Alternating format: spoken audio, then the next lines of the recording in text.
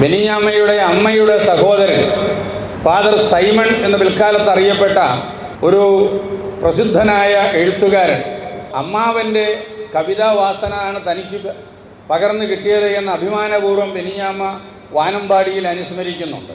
അവിടെ അമ്മ വീട്ടിൽ ചെല്ലുമ്പോൾ അദ്ദേഹം ചൊല്ലുന്ന കവിതകളെല്ലാം കേട്ട് വളർന്ന ആളാണ് ബെനിഞ്ഞാമ്മ. അങ്ങനെ ആദ്യമായി ബെനിഞ്ഞാമ്മ എഴുതിയ ഒരു കവിത എന്ന് പറയുന്നത് ഒരു 4 വരി പദ്യമാണ്. അത് ബൈബിളിലെ വെളിപാടിലെ ഒരു വാക്യത്തിൻ്റെ കാവ്യരൂപമാണ്. അമ്പിളിക്കല പാദധാരിന് പീഠമാക്കിയ സുന്ദരി, വമ്പനായ ദിനേശനെ ഉടയാടയാക്കിയ കന്യകി, ഇമ്പമേറിന താരകാളി കിരീടമാക്കിയ രാജ്ഞി, നിൻ അൻപെഴും പദ പങ്കജങ്ങൾ നമിച്ചിടുന്നിരദാസി ഞാൻ. ഇതാണ് ആദ്യം എഴുതിയ ഒരു പരമ്പരാഗത രീതിയിൽ പറയുകയാണെങ്കിൽ ഒരു ശ്ലോകം എന്ന് പറയും. 4 വരിയിൽ അർത്ഥം പൂർത്തിയാകുന്ന ഒരു പദ്യരൂപത്തെയാണ് ശ്ലോകം എന്ന് വിളിക്കുന്നത്. സംസ്കൃതത്തിൽ ആകെ ഗാനാത്മകമായി ആലപിക്കാൻ കഴിയുന്ന ഒരൊറ്റ വൃത്തമേ ഉള്ളൂ. അതാണ് പഞ്ചചാമരം. ആ പഞ്ചചാമരത്തിലാണ് ബെനിഞ്ഞാമ്മ ആദ്യത്തെ കവിത എഴുതുന്നത്. അതിലാണ് അവരുടെ ഏറ്റവും പ്രഖ്യാതമായ ലോകമയാത്രയും പിൽക്കാലത്ത് വാർന്നു വീണത്. അപ്പോൾ ഈ ലോകമയാത്ര വാസ്തവത്തിൽ ഇത് ഞാൻ വായിച്ചു വന്നപ്പോൾ ജീവിതത്തിൽ നിന്ന് പിരിഞ്ഞു പോകുന്ന ഒരാൾ ലോകത്തോട് പറയുന്ന അവസാന യാത്ര എന്നുള്ള നിലയിലാണ് എനിക്കത് ഉൾക്കൊള്ളാൻ കഴിഞ്ഞത്. അതിൽ ബെനിഞ്ഞാമ്മ ഉപയോഗിക്കുന്ന വാക്കുകളെല്ലാം ഇഴപിരിച്ച് പരിശോധിച്ചാൽ അതൊക്കെ ഞാൻ ഇനി ഒരിക്കലും വരാത്ത രീതിയിൽ ഞാൻ ഇവിടെ നിന്ന് യാത്ര പറയുകയാണ്. ഇവിടെ ആദ്യത്തെ പദ്യത്തിൽ പറയുന്നുണ്ട്, ശനിക്കുഴപ്പം ഏശിടാത്ത ഭാവിയെ വരിക്കുവാൻ. ഏതാണ് ഈ ശനിക്കുഴപ്പം ഏശിടാത്ത ഭാവി? അങ്ങനൊരു ഭാവി നമ്മുടെ ഭൗതിക ജീവിതത്തിൽ എങ്ങുമില്ല എന്ന് നമുക്കറിയാം. അപ്പോൾ ഈ ഭൗതിക ജീവിതത്തിനപ്പുറത്തുള്ള വേറൊരു ഭാവിയെപ്പറ്റിയാണ് ബെനിഞ്ഞാമ്മ അതിൽ ഓർമ്മിപ്പിക്കുന്നത്. അതിലെ കരുണാമസൃണമായ ഒട്ടേറെ സന്ദർഭങ്ങൾ അതിലുണ്ട്.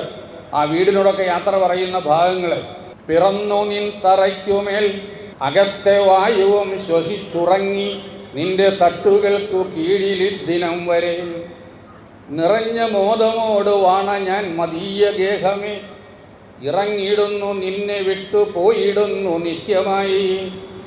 നിന്നെ വിട്ടു പോയിടുന്നു നിത്യമായി എന്നാണ് പറയുന്നത്. അല്ല ഞാൻ സന്യസ്ത ജീവിതത്തിലേക്ക് പോവുകയാണ് എന്നുള്ള രീതിയിലല്ല, ഞാൻ നിന്നെ എന്നേക്കുമായി വിട്ടുപോവുകയാണ്.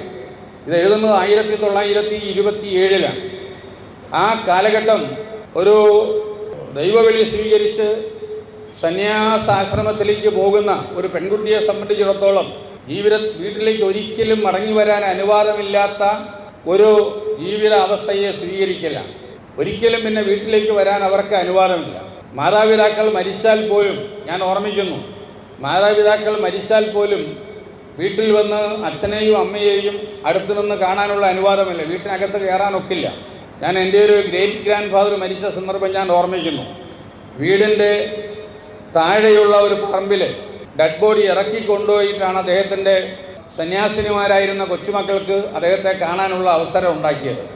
അപ്പോൾ അത്രയ്ക്ക് കർക്കശമായ സംവിധാനമായിരുന്നു അക്കാലഘട്ടത്തിലെ ദൈവവിളിയുടേത് എന്ന് നമ്മളിവിടെ ഇന്ന് ഓർമ്മിക്കുമ്പോൾ നമുക്കതൊക്കെ ഒരു ഏതോ പ്രാചീന കാലഘട്ടത്തിലെ സംഭവങ്ങൾ എന്നുള്ള നിലയിൽ ഓർമ്മിക്കാൻ കഴിയുകയുള്ളൂ. പക്ഷേ അതായിരുന്നു വസ്തുത.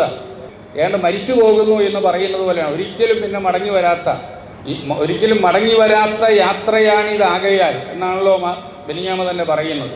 നമ്മൾ കരത്തിലുള്ളതൊക്കെ നാം അതിർത്തിയിൽ ത്യജിക്കണം. ഒക്കെ ഇവിടെ വച്ചിട്ട് പോകണം. എവിടെ വച്ചിട്ട് പോകണം? തോട്ടം കുടുംബത്തിൻ്റെ മുറ്റത്തേക്ക് ഇറങ്ങി എല്ലാം എടുത്ത് അവിടെ വച്ചിട്ട് പോകണം എന്നാണ് ഉദ്ദേശിക്കുക എന്നുള്ളതാണ്. അല്ല, ഈ ലോകമേ യാത്രയെന്ന് പറയുന്നത് ഒരു സന്യാസിനി കോൺവെൻറ്റിൽ ചേരാൻ പോകുമ്പോൾ ഉണ്ടാകുന്ന ആ ഹൃദയ വികാരങ്ങളുടെ ഒരാവിഷ്കാരമാണ്. സാധാരണ ഒരു സ്ത്രീ അല്ലായിരുന്നു മേരി എന്നതുകൊണ്ട് അവരുടെ ഹൃദയവികാരങ്ങളുടെ ആവിഷ്കാരത്തിന് അനശ്വരമായ കാവ്യമൂല്യത്തിൻ്റെ അകമ്പടിയുണ്ടായി.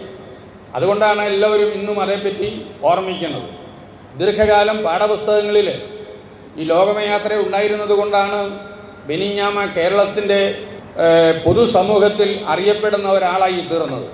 അന്ന് പൊതുസമൂഹം അവരെ എങ്ങനെ സ്വീകരിച്ചിട്ടുണ്ട് എന്നൊക്കെ ചോദിച്ചാൽ ഞാനിപ്പോഴും സങ്കടത്തോടെ ഓർക്കുന്ന ഒരു കാര്യം, നമ്മുടെ കേരള സാഹിത്യ അക്കാദമി എന്ന് പറയുന്ന പ്രസ്ഥാനം 1950 ഇവിടെ നിലവിൽ വരുന്നത്.